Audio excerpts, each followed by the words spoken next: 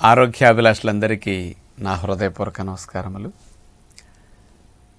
Rice bran oil మంచిది అని చాలామంది వాడుతుంటారు. అసలు అందులో ఏమేమి ఉంటాయి, ఈరోజు కొన్ని విషయాలు దాని గురించి మీకోసం. బియ్యములో ఉండే పోషకాలన్నీ ముఖ్యంగా పై పొరలు ఎక్కువ ఉంటాయి. బియ్యములో ఉండే మాంసకృతులు, బియ్యములో ఉండే కొవ్వులు, బియ్యములో ఉండే బి కాంప్లెక్స్ విటమిన్లు, బియ్యములో ఉండే పీచు పదార్థాలు, ఇట్లాంటి అతి ముఖ్యమైనవన్నీ పై పొరల్లో ఉంటాయి, 1-2 పొరల్లోనే.